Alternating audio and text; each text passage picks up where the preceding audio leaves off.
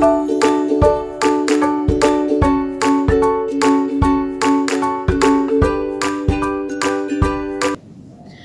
Swastiastu, Assalamualaikum warahmatullahi wabarakatuh. Shalom, namo buddhaya, salam sejahtera bagi kita semua dan salam harmoni.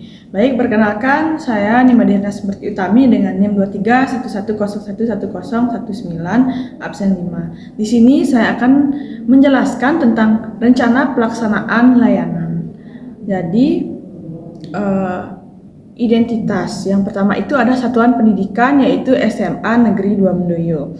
Tahun pelajaran atau semester 2025 semester 2. Sasaran layanan SA itu nama samaran.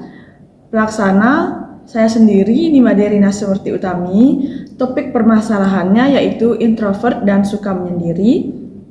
Jenis layanan konseling individual, bidang layanan pribadi dan sosial, fungsi layanan pengentasan. Tujuan umumnya adalah konseling mampu mengekspresikan isi pikiran dan perasaannya dengan leluasa untuk membantu konselor memahami pola pikir menyendiri yang dialami oleh konseli sebagai dasar penanganan lebih lanjut terhadap masalah kepribadiannya. Tujuannya khusus yaitu yang pertama, konseli mampu mengungkapkan perasaan, pengalaman, dan pikiran tanpa tekanan. Yang kedua, konseli mampu mengidentifikasi sumber kecenderungan menyendiri dan rasa tidak nyaman dalam berinteraksi sosial. Yang ketiga, terbangunnya hubungan saling percaya atau rapport antara konselor dan konseli sebagai dasar sesi konseling lanjutan. Waktu dan tempat tanggal 14 Juli 2025, waktu layanan jam 10 sampai jam 10 lebih 30 menit, alokasi waktu 1 kali 30 menit, tempat di ruang bimbingan dan konseling, pendekatan yaitu psikoanalisis, teknik konselingnya adalah asosiasi bebas. Jadi langkah kegiatannya yang pertama itu ada tahap awal. Jadi yang pertama itu konselor menyambut konseli dengan hangat dan ramah, yaitu memberikan salam atau sapaan serta mengajak konseli untuk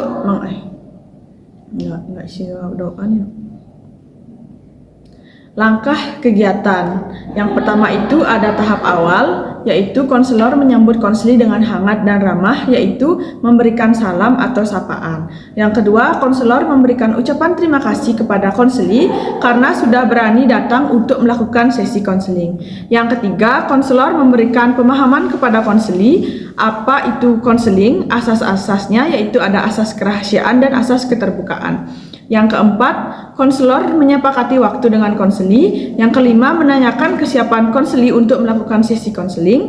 Yang keenam, ada menyampaikan kepada konseli bahwa dia bebas bercerita tentang apa saja yang ia rasakan atau pikirkan. Alokasi waktunya adalah 5 menit. Lalu ada tahap inti. Yang pertama itu konselor memberi ruang kepada konseli untuk berbicara bebas tanpa interupsi. Yang kedua, konselor menggunakan teknik attending seperti iya, lalu, terus, bagaimana, apalagi yang kamu inginkan, atau apalagi yang ingin kamu ceritakan, dan yang terakhir gitu ada oh begitu. Yang ketiga, konselor tidak menganalisis, menilai, atau mengarahkan isi cerita, hanya mendengarkan aktif dan memberikan respon minimalis.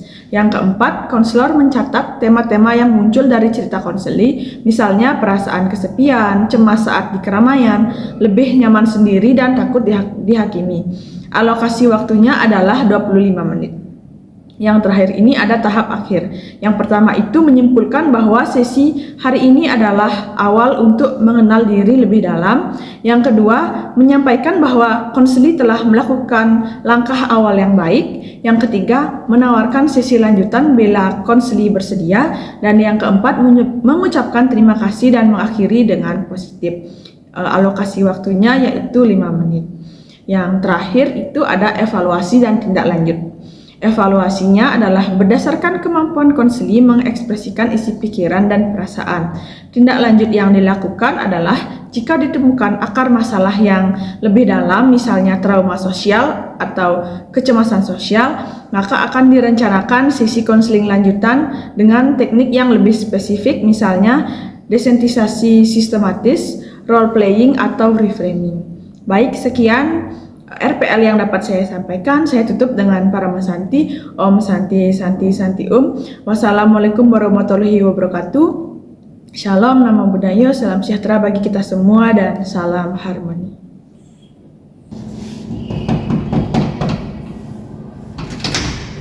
Selamat pagi Dwi. Selamat pagi. Silakan masuk. Baik Dwi, silahkan duduk. Apakah sudah nyaman?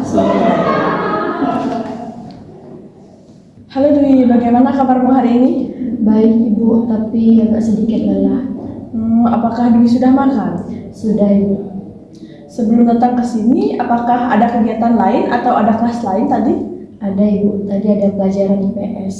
Oke, baik Dwi. Terima kasih ya sudah hadir hari ini. Ibu sangat menghargai keberanian Dwi untuk datang ke ruangan BK dan melakukan sesi konseling ini.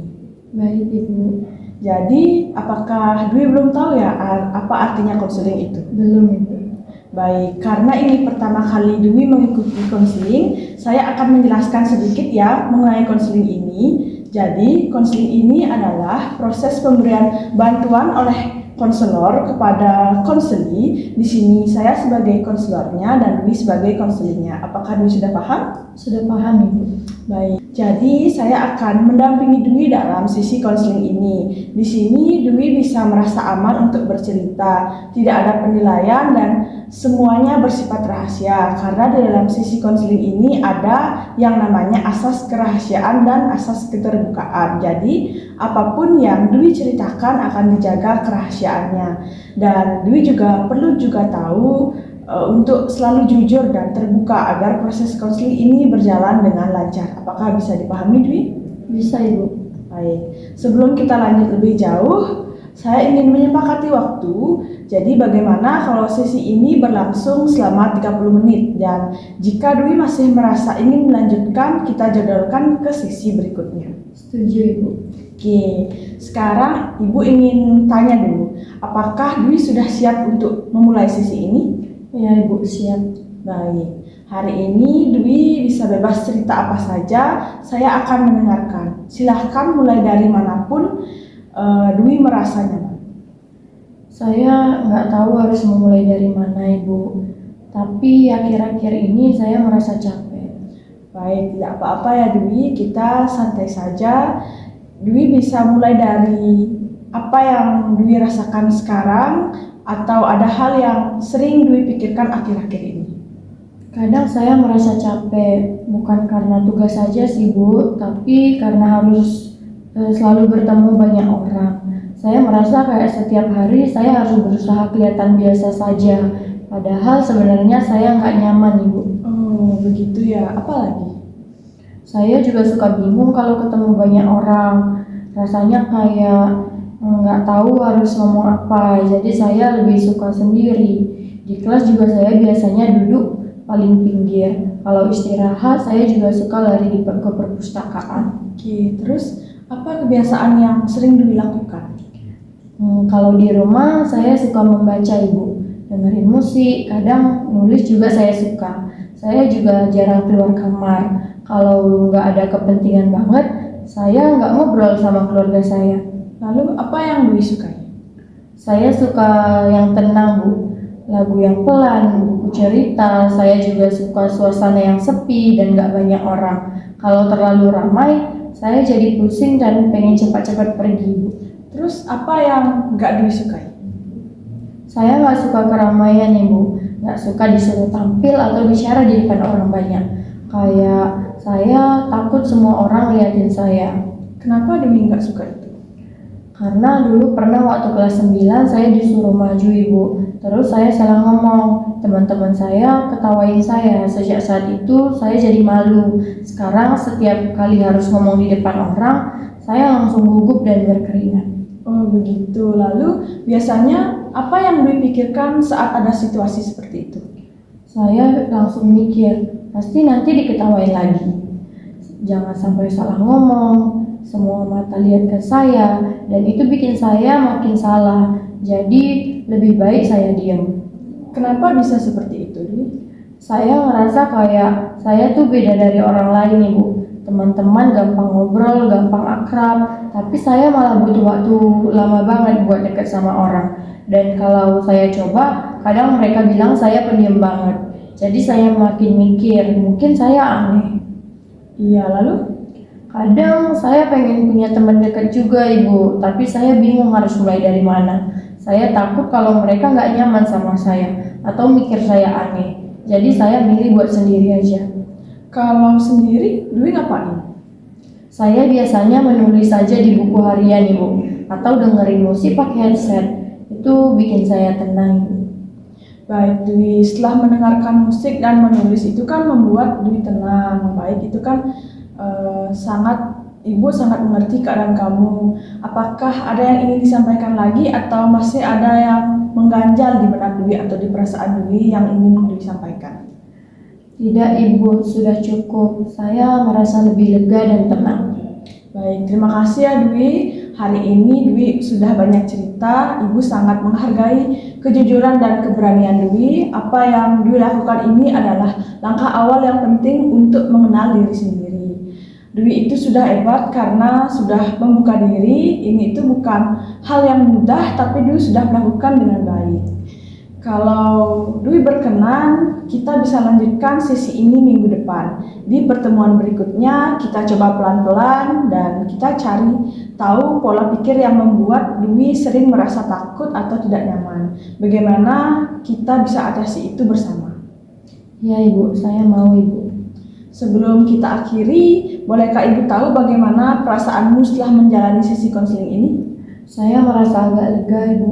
Setidaknya saya bisa cerita dan didengarkan. Baik, itu hal yang sangat baik ya Dwi. Sekali lagi terima kasih karena sudah terbuka dan jujur hari ini. Dwi telah mengambil langkah yang penting. Baik, terima kasih, Bu.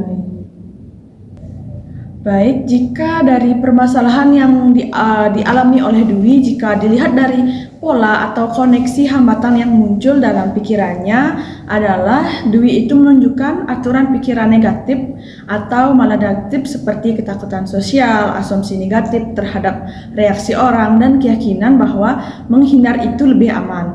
Hal ini berdampak pada isolasi sosial, stres emosional, dan keinginan terpendam yang tidak tersalurkan. Jadi kita perlu adanya intervensi kognitif untuk mengubah pola pikir, disertai dengan pendekatan empati dan penguatan bertahap terhadap keberhasilan kecil yang dialami oleh konseling.